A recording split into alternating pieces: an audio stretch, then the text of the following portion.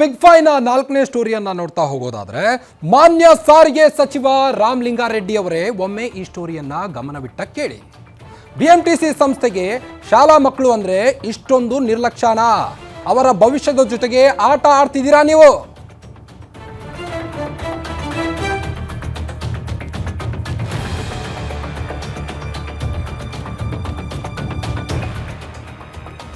ಮಾನ್ಯ ಸಾರಿಗೆ ಸಚಿವರಾದಂಥ ರಾಮಲಿಂಗಾರೆಡ್ಡಿ ಅವರೇ ಈ ಸ್ಟೋರಿನ ಒಮ್ಮೆ ನೋಡಿ.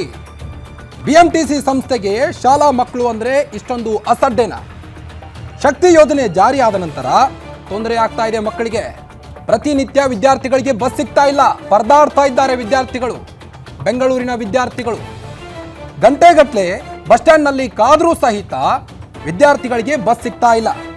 ಯಾರಿಗೆ ಹೇಳೋಣ ನಮ್ಮ ಪ್ರಾಬ್ಲಮ್ಮು ಅಂತ ವಿದ್ಯಾರ್ಥಿಗಳೀಗ ಆಕ್ರೋಶವನ್ನು ವ್ಯಕ್ತಪಡಿಸ್ತಾ ಇದ್ದಾರೆ. ಇನ್ನು ಬಿಎಂಟಿಸಿ ಮುಖ್ಯಸ್ಥರೇ ನೀವು ಸಹಿತ ಈ ಒಂದು ಸ್ಟೋರಿಯನ್ನು ನೋಡಲೇಬೇಕು. VS ಆರಾಧ್ಯರವರೇ ಏನಾದರೂ ಕ್ರಮ ಕೈಗೊಳ್ಳಿ. ವಿದ್ಯಾರ್ಥಿಗಳು ಪ್ರತಿದಿನ ಪರದಾಡುವಂಥ ಪರಿಸ್ಥಿತಿ ನಿರ್ಮಾಣವಾಗ್ತಾ ಇದೆ. ಕೈ ಮಾಡಿ ನಿಲ್ಲಿಸಿ ಅಂದರೂ ಸಹಿತ ಚಾಲಕರು ಬಸ್ಸನ್ನು ನಿಲ್ಲಿಸ್ತಾ ಇಲ್ಲ.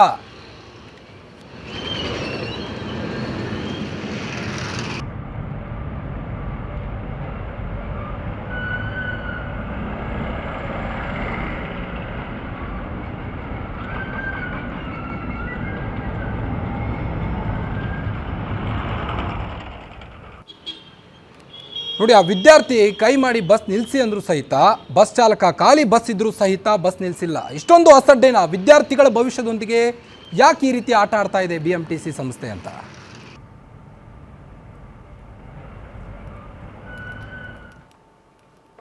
ಬನ್ನಿ ಬಗ್ಗೆನಷ್ಟು ಹೆಚ್ಚಿನ ಅಪ್ಡೇಟ್ಸ್ ಕೊಡ್ತಾ ಹೋಗ್ತಾರೆ metro bureau head Ullas S Kiruvase ನೇರ ಸಂಪರ್ಕದಲ್ಲಿದ್ದಾರೆ.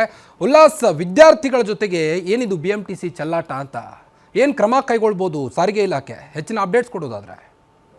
ಕಾರ್ತಿಕ್, ಶಕ್ತಿ ಯೋಜನೆ ಜಾರಿ ಆದಂಥ ಬಳಿಕ ಸಾರಿಗೆ ಇಲಾಖೆಗಳಿಗೆ ಸಾಕಷ್ಟು ಅನುದಾನ ಹರಿದು ಬರ್ತಾ ಇದೆ. ಅಂದರೆ ಹೆಚ್ಚಿನ ಸಂಖ್ಯೆಯಲ್ಲಿ ಮಹಿಳೆಯರು ಉಚಿತವಾದಂತಹ ಪ್ರಯಾಣ ಕೊಟ್ಟಿರೋ ಹಿನ್ನೆಲೆಯಲ್ಲಿ ಹೆಚ್ಚಿನ ಸಂಖ್ಯೆಯಲ್ಲಿ ಮಹಿಳಾ ಪ್ರಯಾಣಿಕರು ಬಸ್ಸನ್ನು ಹತ್ತುತ್ತಿದ್ದಾರೆ. ಆದರೆ ಈ ಒಂದು ಸಂಖ್ಯೆಯಲ್ಲಿ ಮಹಿಳಾ ಪ್ರಯಾಣಿಕರು ಬಸ್ಸನ್ನು ಹತ್ತುತ್ತಾ ಇರೋ ಹಿನ್ನೆಲೆಯಲ್ಲಿ ಶಾಲಾ ಕಾಲೇಜು ವಿದ್ಯಾರ್ಥಿಗಳಿಗೆ ಸಾಕಷ್ಟು ಸಮಸ್ಯೆ ಆಗ್ತಾಯಿದೆ. ಯಾಕೆಂತಂದರೆ ಬೆಳಗ್ಗೆ ಬಸ್ಗಳು ರಶ್ ಇರುತ್ತೆ, ನಮಗೆ ಸ್ಕೂಲ್ಗೆ ಅಥವಾ ಕಾಲೇಜ್ಗೆ ಬೇಕಾದಂಥ ಸಮಯದಲ್ಲಿ ಬಸ್ಗಳು ನಿಲ್ಲಿಸೋದಿಲ್ಲ ಅನ್ನುವಂತಹ ಒಂದು ಕೂಗು ವಿದ್ಯಾರ್ಥಿಗಳಿಂದ ಕೇಳಿಬರ್ತಾ ಇದ್ರೆ, ಮತ್ತೊಂದು ಕಡೆಗಳಲ್ಲಿ ಸಂಜೆ ಬಸ್ಗಳು ಖಾಲಿ ಇದ್ದರೂ ಕೂಡ ಬೆಂಗಳೂರಿನ ಹೊರವಲಯದಲ್ಲಿ ಬೇರೆ ಬೇರೆ ಭಾಗಗಳಲ್ಲಿ ಶಾಲಾ ವಿದ್ಯಾರ್ಥಿಗಳು ಕೈ ಮಾಡಿದ್ರು ಕೂಡ ಬಿಎಂಟಿಸಿ ಬಸ್ಗಳನ್ನು ನಿಲ್ಲಿಸ್ತಾ ಇಲ್ಲ ಅನ್ನುವಂಥ ಒಂದು ಕೂಗು ಕೂಡ ಕೇಳಿಬರ್ತಾ ಇದೆ. ಇವತ್ತು ನೆನ್ನೆದಲ್ಲ, ಶಕ್ತಿ ಯೋಜನೆ ಜಾರಿ ಆದಾಗಿಂದಲೂ ಕೂಡ ಇದೇ ರೀತಿಯಾದಂಥ ಒಂದು ಸಮಸ್ಯೆಯನ್ನು ಸಾರಿಗೆ ಸಚಿವರ ಗಮನಕ್ಕಾಗಿರ್ಬೋದು ಅಥವಾ ಬಿಎಂಟಿಸಿ ಹಿರಿಯ ಅಧಿಕಾರಿಗಳ ಗಮನಕ್ಕೆ, ಜೊತೆಗೆ ಸಂಬಂಧಪಟ್ಟಂತಹ ಸ್ಥಳೀಯ ಜನಪ್ರತಿನಿಧಿಗಳ ಗಮನಕ್ಕೂ ಕೂಡ ತರುವಂಥ ಕೆಲಸವನ್ನು ವಿದ್ಯಾರ್ಥಿಗಳು ಮಾಡ್ತಿದ್ದಾರೆ. ಆದರೆ ಯಾವ ಭಾಗದಲ್ಲಿ ಈ ರೀತಿಯಾದಂಥ ಒಂದು ಸಮಸ್ಯೆ ಜನಪ್ರತಿನಿಧಿಗಳ ಗಮನಕ್ಕೆ ಬರುತ್ತೆ, ತಕ್ಷಣವೇ ಇಲ್ಲ ಆ ಭಾಗದಲ್ಲಿ ಆ ರೀತಿಯಾದಂತಹ ಅಂದರೆ ವಿದ್ಯಾರ್ಥಿಗಳನ್ನು ಕಡೆಗಣನೆ ಮಾಡಬಾರ್ದು. ನಮ್ಮ ಸಮಸ್ಯೆ ಏನಿದೆ, ವಿದ್ಯಾರ್ಥಿಗಳು ಟೈಮ್ ಟು ಟೈಮಿಗೆ ಸ್ಕೂಲಿಗೆ ಹೋಗಬೇಕಾಗುತ್ತೆ, ಶಾಲೆಗೆ ಹೋಗಬೇಕಾಗುತ್ತೆ, ಕಾಲೇಜಿಗೆ ಹೋಗಬೇಕಾಗಿರುತ್ತೆ, ಮನೆಗೆ ಶಾಲಾ ಕಾಲೇಜು ಮುಗಿದ ಮೇಲೆ ಮನೆಗೆ ಬರಬೇಕಾಗುತ್ತೆ. ಆದರೆ ಬಿಎಂಟಿಸಿಯ ಈ ಒಂದು ನಿರ್ಲಕ್ಷ್ಯತನದಿಂದಾಗಿ ಸರಿಯಾದ ಸಮಯಕ್ಕೆ ವಿದ್ಯಾರ್ಥಿಗಳು ಮನೆಗೆ ಹೋಗ್ಲಿಕ್ಕೆ ಆಗ್ತಾ ಇಲ್ಲ, ಶಾಲಾ ಕಾಲೇಜುಗಳಿಗೆ ಹೋಗ್ಲಿಕ್ಕೆ ಆಗ್ತಾ ಇಲ್ಲ. ಸೊ ನಮ್ಮ ಸಮಸ್ಯೆಯನ್ನು ಯಾರಿಗೆ ಹೇಳಬೇಕು ಅನ್ನುವಂಥ ಒಂದು ಅಳಲನ್ನು ವಿದ್ಯಾರ್ಥಿಗಳು ಕೇಳ್ಕೊಳ್ತಾ ಇರುವಂಥದ್ದು. ಜೊತೆಗೆ ಈ ಕುರಿತಂತೆ ಬಿಎಂಟಿಸಿ ಹಿರಿಯ ಅಧಿಕಾರಿಗಳ ಗಮನಕ್ಕೂ ಕೂಡ ತರುವಂಥ ಕೆಲಸ ಆಗಿದೆ.